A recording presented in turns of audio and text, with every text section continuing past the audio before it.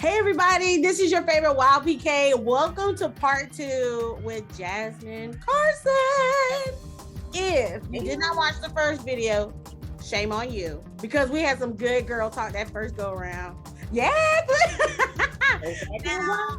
I had more questions for Jasmine, but she was dropping some nuggets over here. So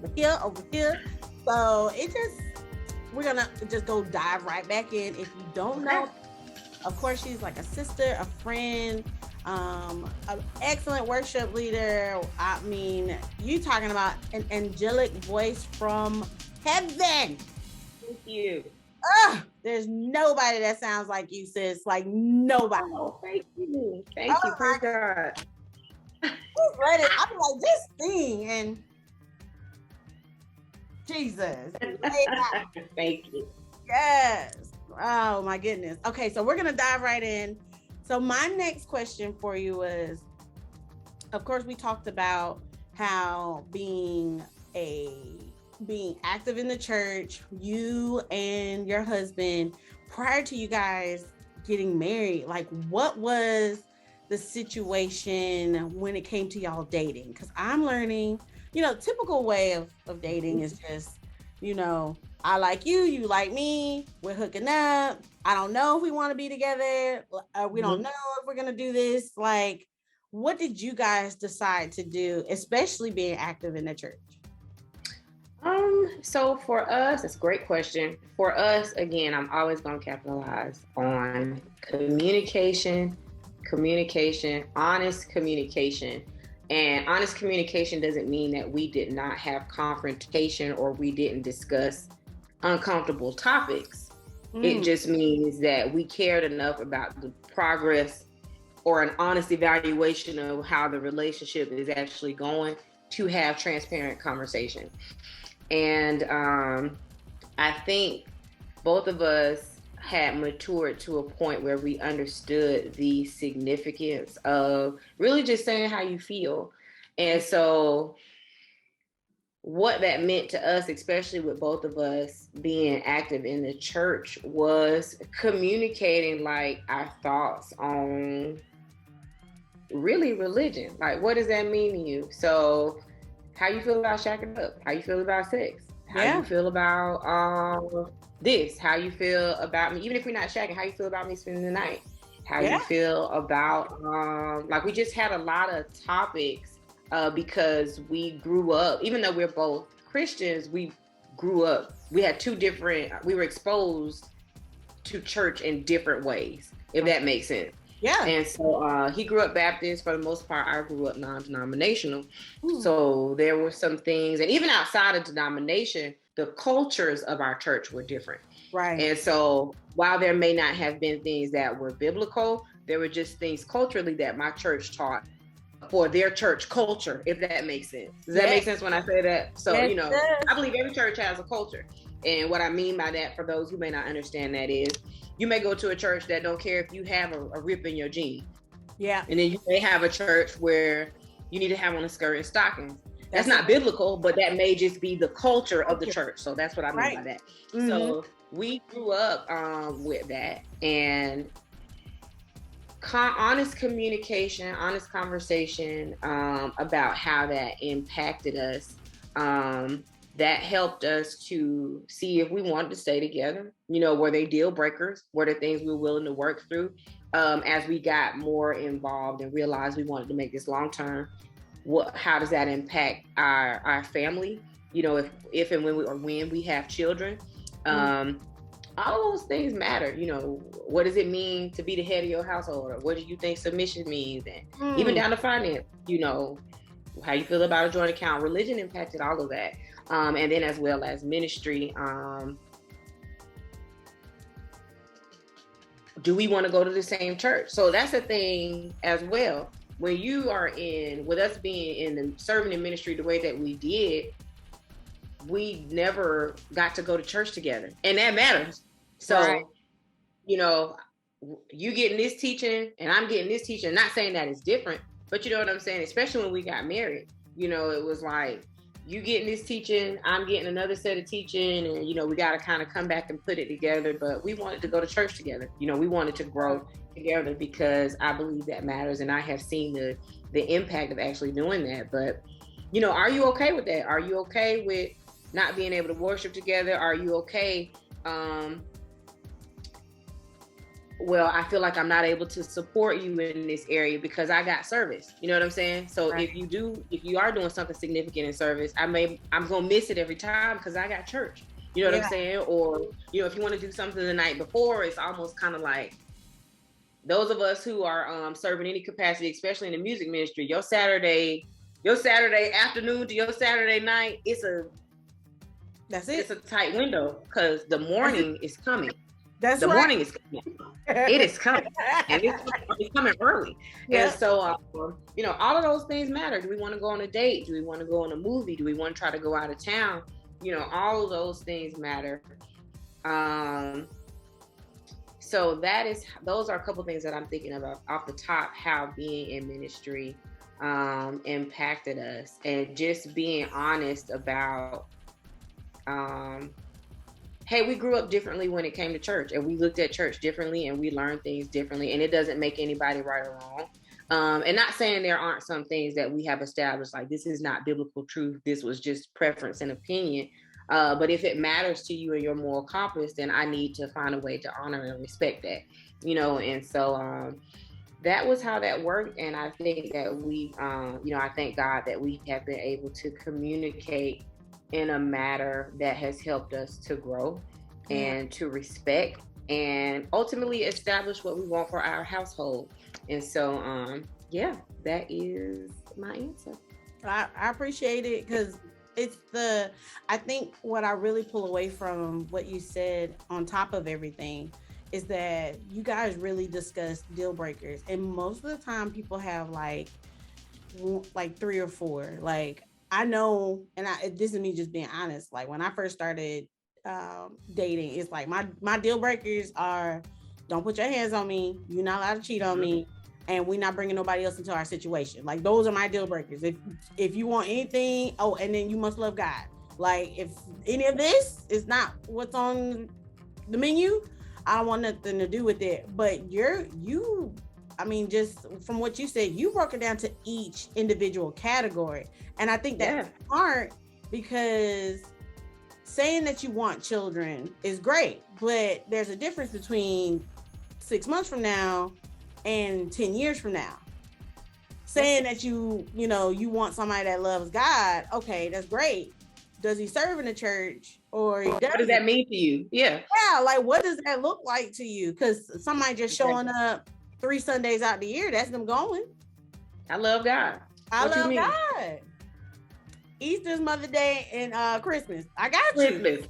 You and me, baby. I got you. And I think. And funerals. Most definitely. Most definitely. Yes. God bless them. But other than that, I think that even just that little tidbit helps people dissect what matters to them. Because if you think about it, like you said, you were brought up a certain way in a different culture. He was brought up in a different way in a different culture. And maybe you didn't even think about, because the assumption is that we all think the same. Yep. And then when you do get together, because you're like, oh, well, he goes to church. He's saved. He loves the Lord. And understand. It should be easy. No, ma'am. No, sir. You have to ask these questions. I absolutely love it. So, of course, we're getting geared up for Pillow Talk Conference. And the biggest thing, we've talked about love and relationships, but I want to talk about sex because it's such a taboo thing in the church. If you were like me, where the only instruction I got was to not do it until I got married. That was it. And because I'm a thinker, I was terrified that I would be bad at it. And if I was bad at it, he would leave me. So I wanted practice. So I found me somebody and I said, I would like to practice with you. And he was like, oh, okay. He ended up being my boyfriend later on, but it was an educational boots on the ground course. I was like, hands-on training. I mean, they said so much about, if you don't do this, he's gonna cheat on you. If you don't do this, he's gonna leave you. If you don't do this, and I'm like, well, golly, I need to. No one prepares you to be saved, have a relationship. You know, that the idea is you're just gonna be a mother and a wife, but no one really explains what that may look like. Mm-hmm. The fact that you even said, what does submission look like to you, girl? You could save a lot of marriages by asking, what does submission look like you? What does what does my role look like to you? What do you envision a wife to be? Not so that I can be that person, but for me to say, I don't know if I can do all of that. I can do 85% of that. I can do. So, and I like, and not to get all up in your nitty gritty, but like how, that's what I'm talking about, Jasmine. So when it came to sex, like how did you guys really have that conversation prior to either doing it or being married and doing it, or I mean just whatever? So for me, to be honest, we knew that, of course, sex, but premarital sex is not condoned. Okay. From, of course, based on our belief system. When it came down to sex, I think we already knew kind of where we stood on it, but we were 100% pushing the limits. Yeah. And we were 100%. Those limits were pushed. And I don't think it ever came down to like, just, do you believe, like it was not a question like, okay, so tell me what you feel about this. Tell me what you feel about this. I think it was the natural flow of talking. So, okay, is he cool with me putting my hand in his hand? You know what I'm saying today? Testing them waters. That's what it was me, dog. It was your girl. She's like, I understand, I want you to give me consent, but if I do this, I'm gonna keep it real. For me, I love God. I learned about sex. Now, growing up, my mom was just kind of like, hey, my parents, they didn't really talk to us about sex. It was just more so along the lines like, better type deal. Yeah. But my church, I would say, didn't really shy away from sex either. They talked about it. My pastors, they made it known that they they empowered their church to be intimate. I like that. And affectionate, just beyond sex. Said little cute things. They did have public display of affection, that kind of stuff. I never really saw my parents with PDA type deal. Not say that they weren't doing it, but I just never really kind of saw it like up front in the face. And so, but they have always been very empowering. I thank God for that. My church they have always empowered intimacy within the confinements of marriage.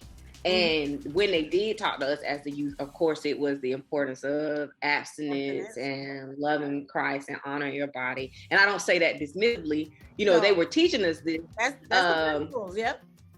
Period. They were instilling what the word said concerning sex. Now, I still wanted to have it. And I had, just to be honest, keep it real. I have always been very sexually inquisitive. I can remember even just in my younger years, being curious about my body, being curious about sex, being curious, about the opposite sex. And I would say to those of us in ministry, worship leaders, I'm just keeping it real. It's tough because you want to honor God. You want to make sure that you are not dishonoring, your church, your family, all those types of things. You want to do right. Outside of that, let me just keep it right. You want to do right.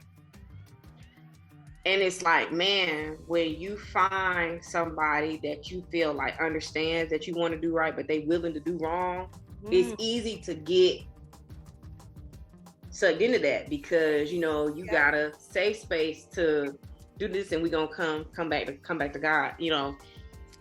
Just be honest. And I'll even say there were times where I wasn't convicted. I just think that's real. And I think more people, what I would have appreciated if more people would have had this kind of conversation with me. Like Jasmine, I know what you're experiencing. I know what you're going through. Right. And not saying that it wasn't made available to me, but I do think that I was still more afraid of like the consequences of it. I want to talk about this, but I don't want to, I don't want to be shamed. I don't want to be this. Right. I don't want to be set down. I don't want to be, I don't want that set down, boy. Seriously, I'm not saying that people were right or wrong for doing it, but it was just like, okay, God, I want to double dip. In hindsight, I want to experience this, and just pretty much it. I'm gonna experience it. Yeah. And if I can experience it and not be exposed, that'll be great. That'll be a solid. And so, Jesus, looking out, pimp. So how did we handle sex? To get back to the question, eventually we had conversations around it, and there would be times where we would have conversations like, look, we want to do better, we don't do this, we want to do better. I'm trying to really not have sex and not participate in sexual activities, not just because I don't want to get pregnant, I don't want to embarrass my family, I don't want to embarrass my church, but I don't want to do these things because I love God enough not to do it, and the conversation started going towards that. And so we had to do a better job of honoring our commitment to God. And I said we always hit the nail on the head, because sometimes we hit the nail on the head. And it was like, an honest conversation about where we were. And there would be times where I'd be like, I'm not, I'm going cold turkey, blah, blah, blah, blah, blah. Babe, we're going to not put ourselves in situations. We're not going to have this conversation. We're not going to joke this kind of way. We're not going to do this. I'm going to make sure sometimes we were successful and sometimes we weren't, just to be honest. But that was pretty much how we approached sex. And we understood that for all of God's grace and forgiveness and all these types of things, there are things that we forfeited because we didn't wait. Just to be honest, there are spiritual things, there are blessings, there are things that I do believe, while God showed us grace and mercy, I do think there are things that we forfeited spiritually because we did not honor our bodies in that way until marriage. And so I think that is a large part of prior to marriage, how it went. We was together, we met in college. So we had a lot of time prior to us getting married. Neither one of us is really in a rush to get married. Right. Ultimately, we kept the conversation honest, y'all. And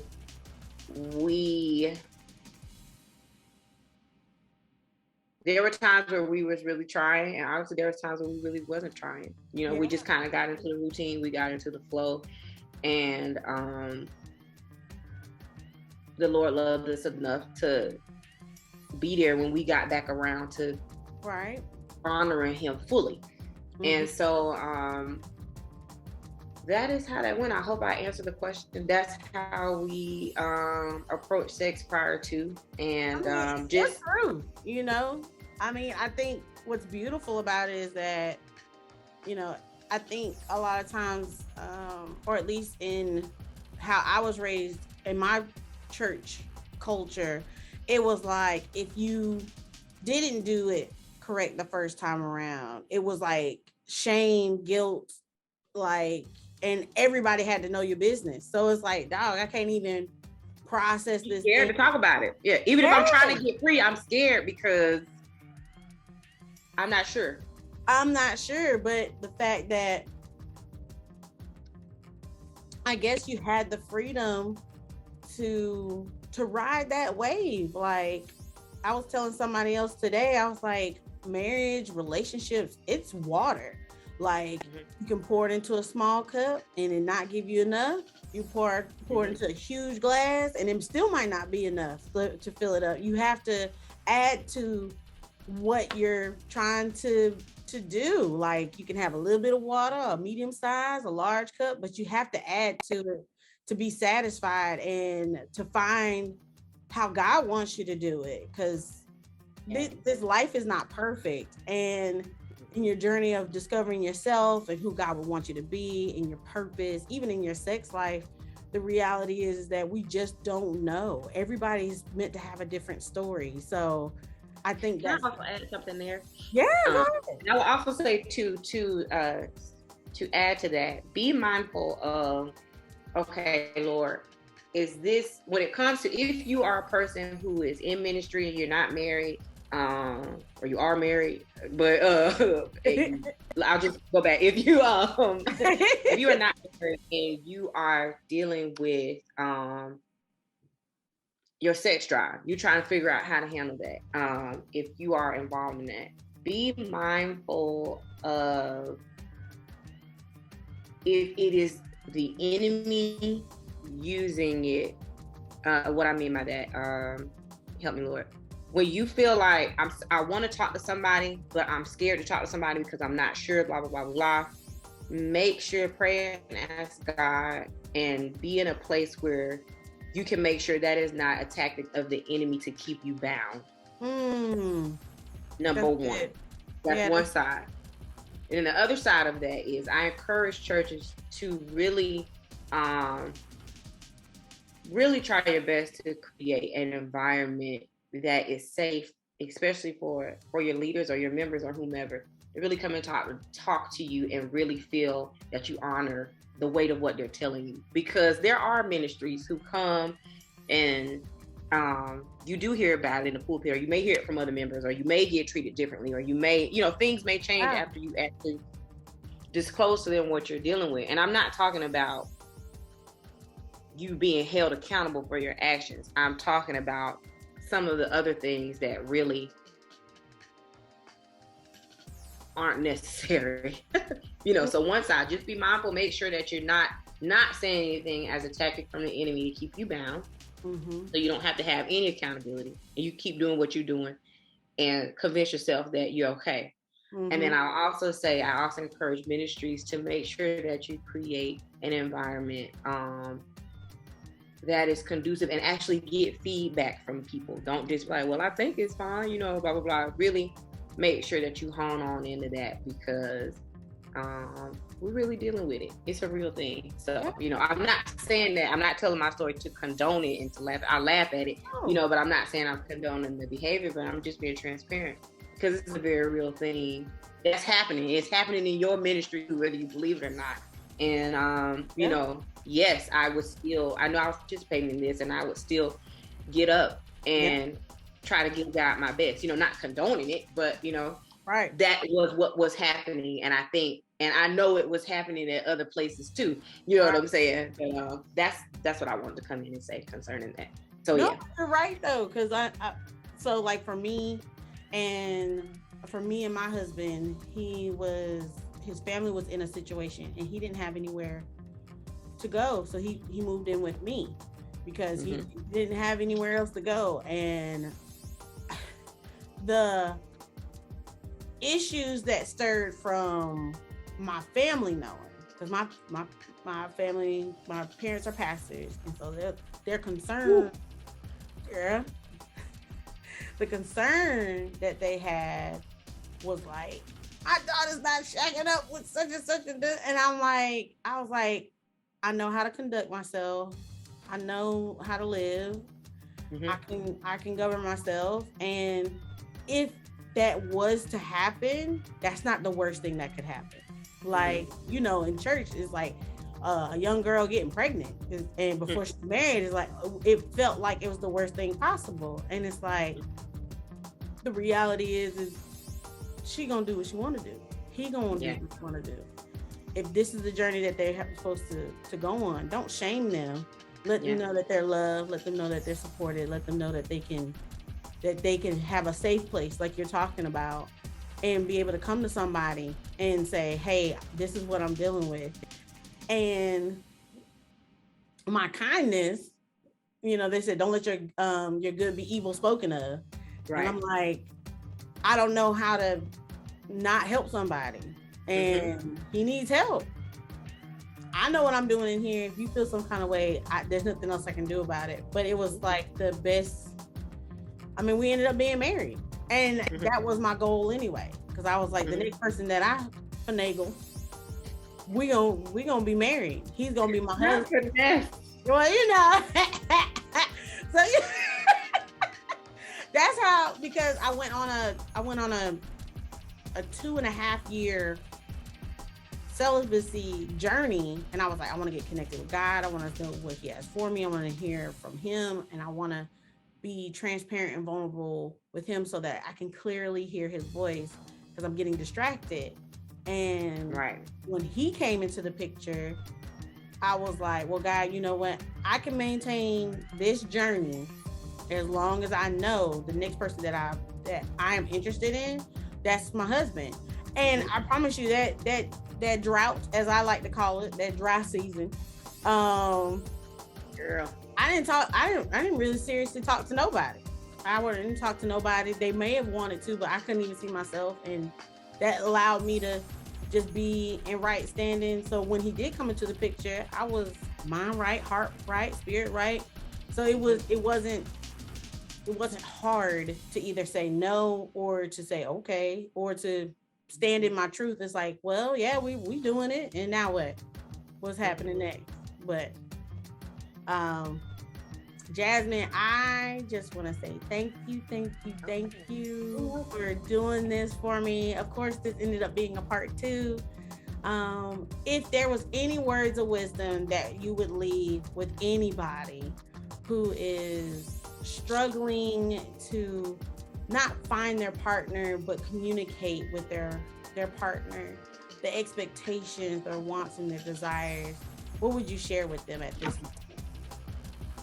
If there is any words of wisdom for someone who is struggling to communicate their desires with their partner, I would tell you to, number one, establish why it's important to you that you communicate it. Number one. So you think within yourself, like, why? And you don't got to be deep. Like, why is it important to me that I feel like I need to say this? So you have a why. Number 2, I would encourage you to assess how it is going to impact you if you do not communicate this. Number 2, so establish why it's important that you do it. Number 2, establish within yourself why it's important if you don't communicate it. Well, how's it going to impact you positively, or what challenges could it create for you personally and as a unit? And then number 3,